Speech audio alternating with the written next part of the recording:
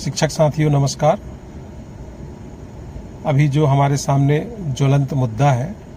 TET की अनिवार्यता का, इसके विरोध में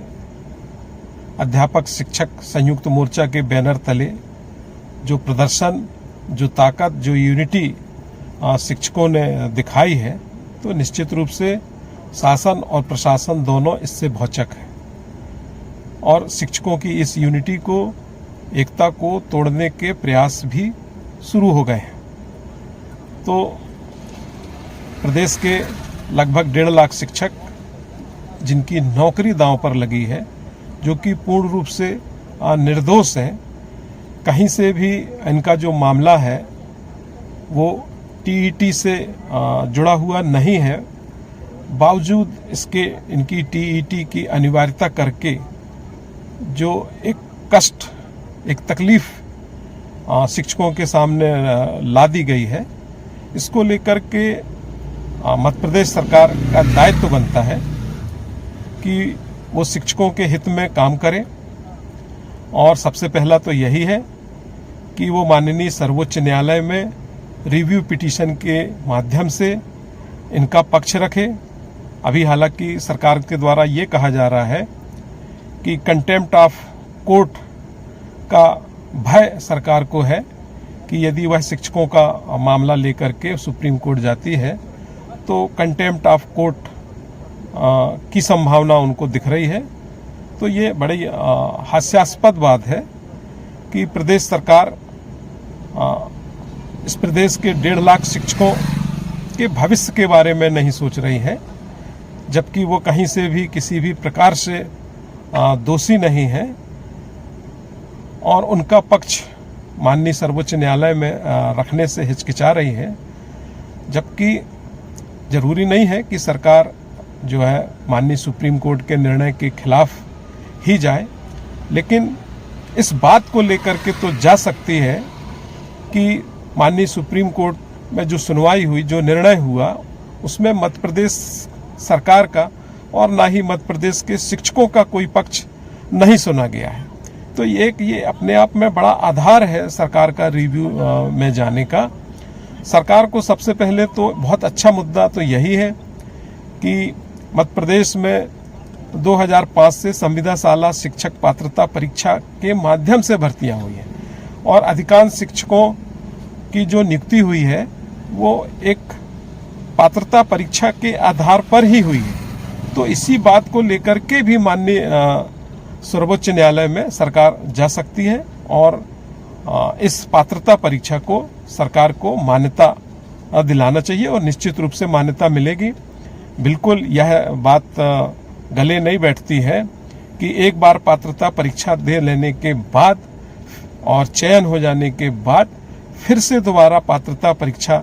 देना पड़े। तो निश्चित रूप से माननीय सर्वोच्च न्यायालय इस पे जरूर इस बात को कंसीडर करेगा।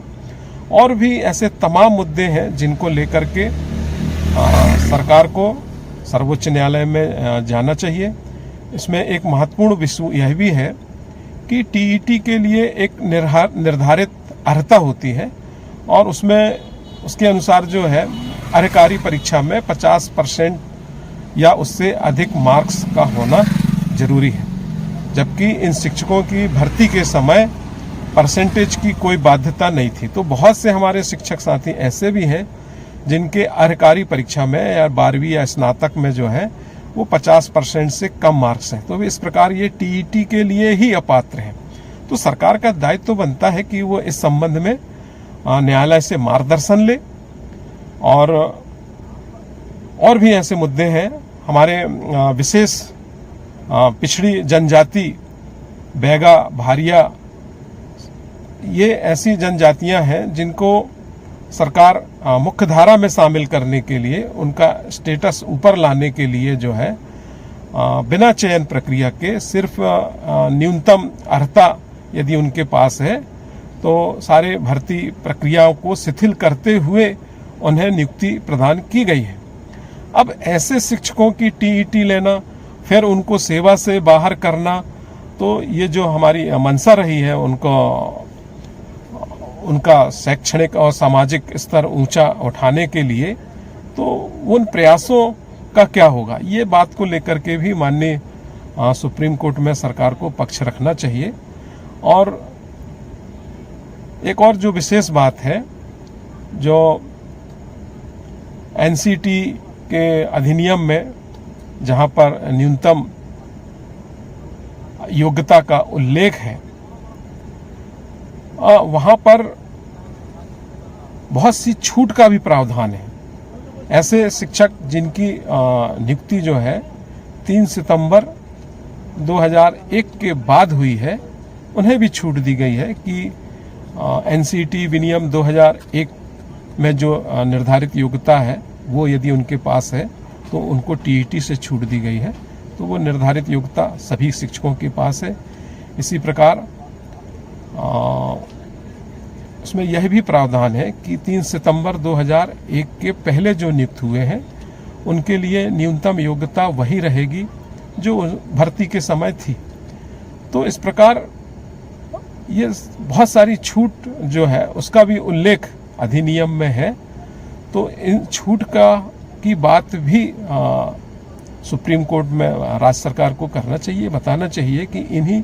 छूट के चलते जो है मध्य प्रदेश में पात्रता परीक्षा का आयोजन नहीं कराया गया है। साथ में सरकार को यह भी बताना चाहिए कि आरटीई एक्ट में बहुत स्पष्ट प्रावधान टीईटी का नहीं होने के चलते भी, क्योंकि यदि स्पष्ट प्रावधान होता तो 28 जो हमारे राज्य हैं, किसी न किसी राज्य की सरकार तो इस टीईटी को जरूर कराती, लेकिन 28 राज्यों में किसी ने भी टीईटी के लिए किसी शिक्षक को ना तो अवगत कराया और ना ही कार्यरत शिक्षकों को इसमें सम्मिलित कराने के कोई निर्देश दिए। तो ये बात भी माननीय सुप्रीम कोर्ट के समक्ष रखना चाहिए और इसको लेकर के चाहे तो सरकार जो है एक लंबा समय भी टीईटी के लिए माननीय सुप्रीम कोर्ट से बात रख सकती है कि कहीं ना कहीं स्पष्टता के अभाव में भी जो है वो टीईटी का आयोजन नहीं हुआ है। और ऐसे में बड़ी संख्या में जो शिक्षक उम्र दराज हो चुके हैं और अब उनकी टीईटी लेना जो है व्यवहारिक नहीं है। उनके अनुभव को ही बहुत बड़ा आधार मान करके और उनकी सेवा जो है बरकरार रखी जा सकती है। ऐसे तमाम जो मुद्दे हैं उसको लेकर के मध्य प्रदेश सरकार को माननीय सर्वोच्च न्यायालय के समक्ष ये शिक्षकों का पक्ष रखना चाहिए और बजाय इसके जो है ये बयानबाजी करना, यदि सरकार को लगता है कि 2005 की शिक्षक पात्रता परीक्षा जिन्होंने उत्तीर्ण करके नौकरी प्राप्त की है और उनको फिर से टीईटी की आवश्यकता नहीं है, सरकार का ये सोच, ये कदम बहुत ही सराहनीय है। लेकिन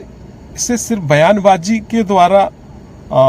सामने लाने की बजाय जो है इसके संबंध में सीधे पत्र जारी करना चाहिए, या सिर्फ शिक्षकों की ताकत एकता को तोड़ने के लिए इस तरीके का यदि बयान दिया जा रहा है तो ये बहुत गलत है। यदि सरकार इस संबंध में कोई पत्र जारी करती है तो हम इसका बहुत स्वागत करेंगे सरकार का, लेकिन सिर्फ शिक्षकों की एकता को भंग करने के मकसद से यदि ये बात कही जा रही है तो हम इसकी निंदा करते हैं। और मैं अपने शिक्षक साथियों से यही कहूँगा कि जब तक हमारी टीईटी की बाध्यता पूर्ण रूप से समाप्त नहीं हो जाती है, एकजुटता बनाए रखें, सब संगठित रहें, अपनी आवाज़ को बुलंद करें।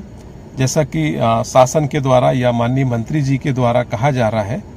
कि यह जो निर्णय है वो माननीय सुप्रीम कोर्ट से ही होना है, राज्य सरकार का इसमें कोई रोल नहीं है और शिक्षक जो है बेवजह धरना प्रदर्शन अपना कर रहे हैं। तो इस संबंध में मैं स्पष्ट करना चाहता हूं अपने साथियों से और सरकार से कि हमारी जो आवाज़ है हम राज्य सरकार के माध्यम से केंद्र सरकार तक पहुंचाना चाहते हैं कि केंद्र सरकार हमारी आवाज़ सुने, राज्य सरकार के माध्यम से सुने और आरटीई एक्ट में संशोधन करे और जहां पूर्व से कार्यरत शिक्षकों का उल्लेख है उसे हटा करके भविष्य में की जाने वाली नियुक्तियों तक ही इसे सीमित रखा जाए। यही हमारी मांग है और यही हमारी आवाज है और इसी आवाज को लेकर के हम 18 अप्रैल को भोपाल में आ रहे हैं और हम माननीय मुख्यमंत्री जी से, माननीय शिक्षा मंत्री जी से यही मांग करते हैं, विनम्र आग्रह करते हैं कि 2 बातों में हमारी वो ध्यान दें कि हमारे मुद्दों को लेकर के, विशेष रूप से मध्य प्रदेश के शिक्षकों की बात को लेकर के माननीय सर्वोच्च न्यायालय में तत्काल रिव्यू पिटीशन फाइल करें और इसके लिए शिक्षक संगठनों से बैठक करके और मुद्दे तय करके रिव्यू पिटीशन फाइल करें और दूसरा हमारी जो आवाज है वो केंद्र सरकार तक पहुंचाए ताकि केंद्र सरकार अध्यादेश ला करके एक्ट में संशोधन करके और पूर्व से कार्यरत शिक्षकों के लिए टीईटी की अनिवार्यता को समाप्त करें। धन्यवाद।